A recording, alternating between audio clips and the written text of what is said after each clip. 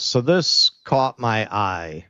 As you know, we're imposing insane tariffs on countries around the world based on very sketchy math and premises. As near as anyone could figure, they used the fact of a deficit as evidence that the country is in some way blocking goods from the United States from coming into their country, not accounting for the fact that deeply impoverished countries are naturally not going to have the money to be importing a lot of goods from outside of their borders.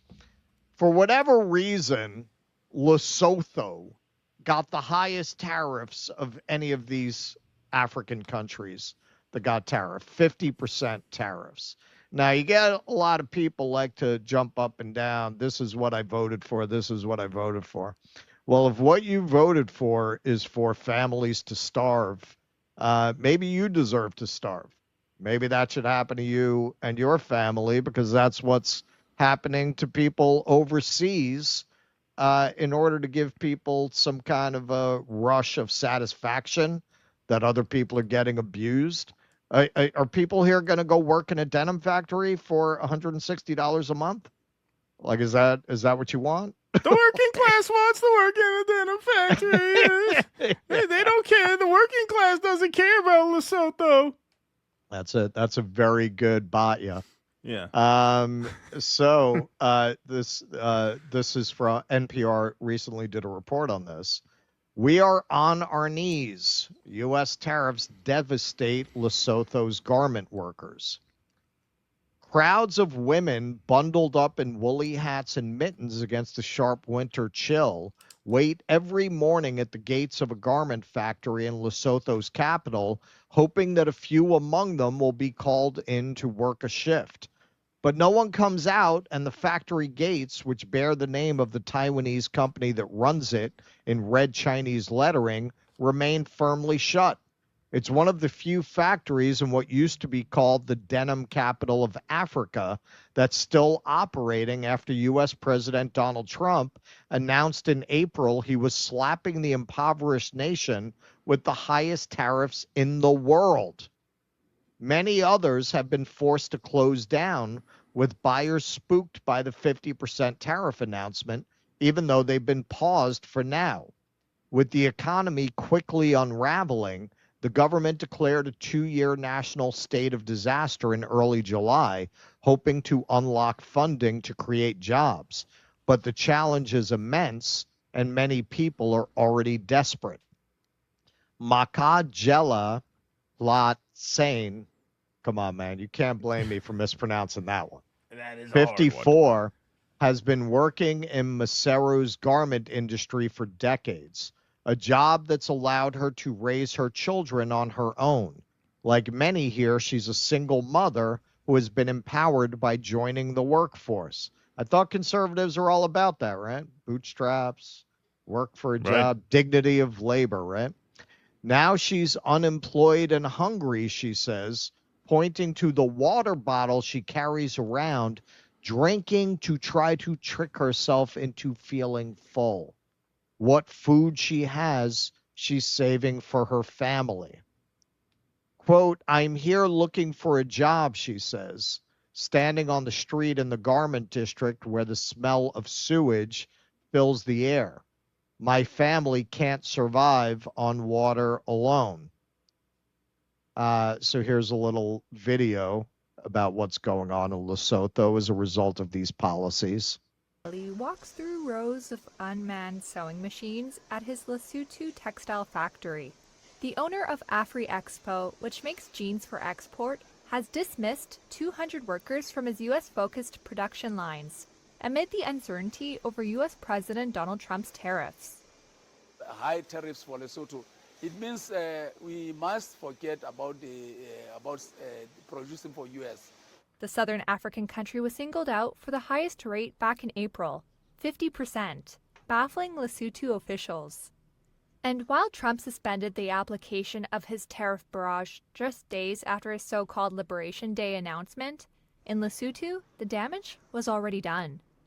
This week, the Southern African Mountain Kingdom declared a national state of disaster due to the high rates of youth unemployment and job losses caused by uncertainty surrounding the tariffs. The Trump administration has defended the tariffs as reciprocal, saying that Lesotho charges 99% tariffs on U.S. goods. Lesotho officials say they do not know how the White House arrived at that figure. The U.S. State Department... Do you understand the how... Lesothos are fucking us. Yeah. Do you understand how stupid that is? Yeah. How stupid that is? Oh, yeah, well, we're not selling anything to this desperately impoverished country. Right. They must be tariffing us 99%. Yeah. What the... did not immediately respond to a written request for comment. Lesotho's textile sector, its leading export industry, is heavily dependent upon the African Growth and Opportunities Act. The U.S. Trade Initiative offers qualifying African nations duty-free access to the U.S. market. On the back of that preferential tariff treatment, Lesotho built a textile sector that, until now, was the country's biggest private employer. The sector provided some 40,000 jobs and accounted for roughly 90% of manufacturing exports, according to Oxford Economics. Now, that's all changed. Among those out of a job is Dimfo Lefalatsa. Her monthly factory wage of around $168 had supported her, sent her 12-year-old daughter to school, and paid for her elderly grandmother's medicine. When we first heard of it, it started as a rumor. It was months, then weeks. But when the time approached, the truth started sinking in. It was like I was insane. I felt helpless. Okay, now part of the reason this story caught my eye is because you could not find a better demonstration of the game that's being played on the working class and working people who are desperate to improve their conditions. They could either have you looking at people like Elon Musk, Jeff Bezos, Donald Trump, Bill Gates, who hardly pay any taxes relative to what you pay in taxes, or they could have you getting mad at somebody who's making $160 in an African country as if that's the reason your life sucks. So what do you think they're going to use their tremendous control over media and communications to do? They've hypnotized you, man. They brainwashed you. They brainwashed you into getting mad at people with no money and no power. You want that job? You want that job? No, you're not going to work. You're not going to do that job for $160 a month. So what do you think is going to be accomplished here? Right. Why make these people starve? Why make these people suffer like this? For what? For what? For what purpose? The idea that these jobs are going to come over here, that's a fantasy. That's a fantasy. And every single time they ask Besant, they ask Pigman Lutnick, so what are these factories going to be like? Immediately they start gushing about automation and AI. Like they can't help themselves. They shouldn't say it, but they do. It's the first thing they say when they get asked about that. Automation and AI. Even if they brought the factories here, you're not going to be working in them. Yeah, didn't Charlie Kirk tweet out a picture of an apple picking robot that went down through the orchards and picked the apples off the trees? Yeah. So he was very excited about it. If Kirk is saying it, that means it's coming from the government.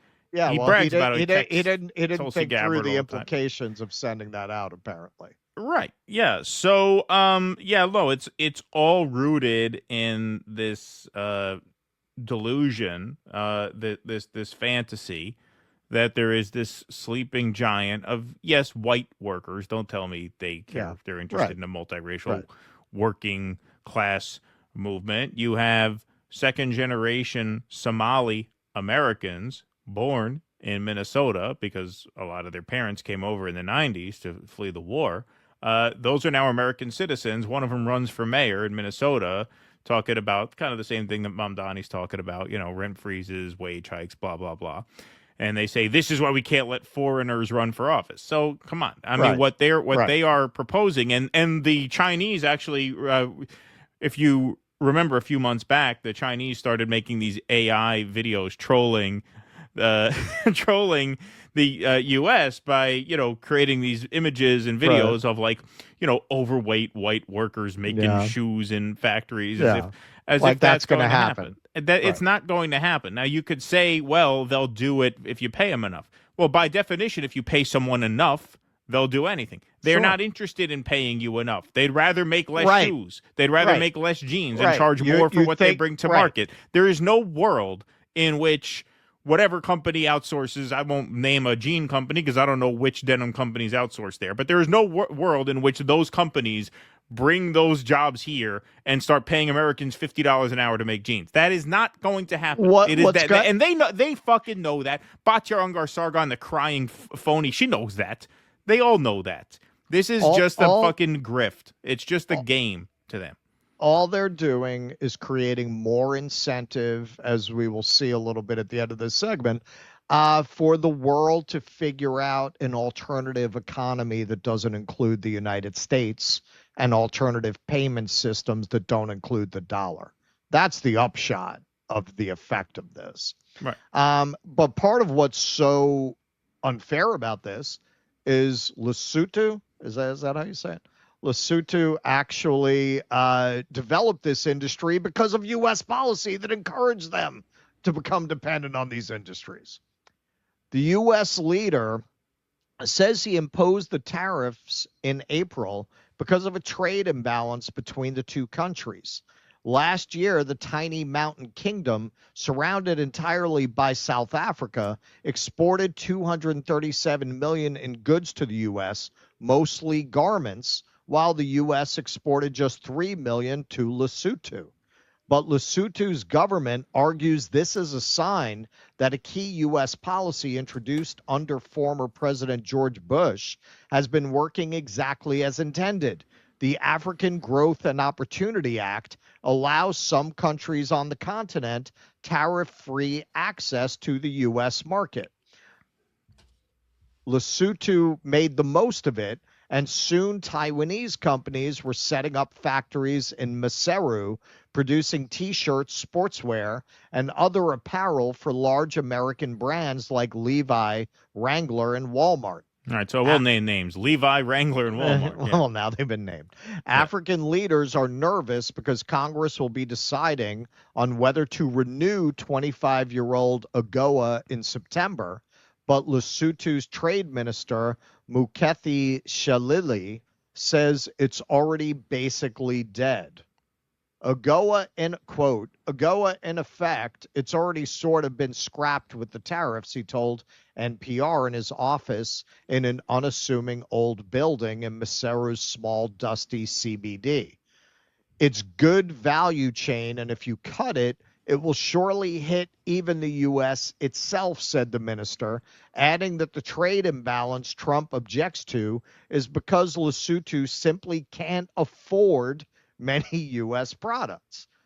Now, this is kind of part of a pattern with the Trump administration and with the U.S. generally. You can't rely on our military commitments because we'll sign an agreement with you. Yeah, you get rid of your weapons program and you're not going to get invaded, and you wind up as Gaddafi did with a knife up your ass. And now this is extending to the economic realm, where people have depended on our guarantees economically. And now they're being shown dealing with the United States. It's a fool's errand because you just don't know what the U.S. is going to do. Now, again, not to put that all on Trump, in the economic realm, one of the worst things the Biden administration did was to use their power over the SWIFT payment system to sanction Russia, because that put the whole world on alert that the United States was not going to honor the underlying premises of the Bretton Woods system, where the dollar would be, for Game of Thrones geek, the Iron Bank. We would be the neutral arbiter that would facilitate economic activity without any kind of favor to any particular nation. We blew that up, which has been giving a lot of incentive to BRICS primarily to figure out a way around the Bretton Woods system. So this is what they've been basing their industrial policy on, the AGOA. Since its enactment in 2000, the African Growth and Opportunity Act has been at the core of U.S. economic policy and commercial engagement with Africa. AGOA provides eligible sub-Saharan African countries with duty-free access to the U.S. market for over 1,800 products, in addition to the more than 5,000 products that are eligible for duty-free access under the Generalized System of Preferences program.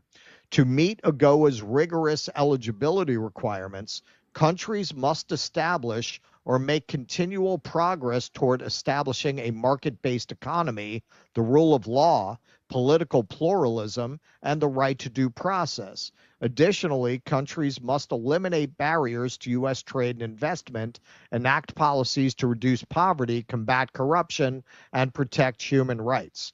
32 countries are eligible for AGOA benefits in 2024. In 2015, Congress passed legislation modernizing and extending the program to 2025. So why would countries want to deal with the United States after they've met the requirements for this agreement, completely organize their economies around this agreement?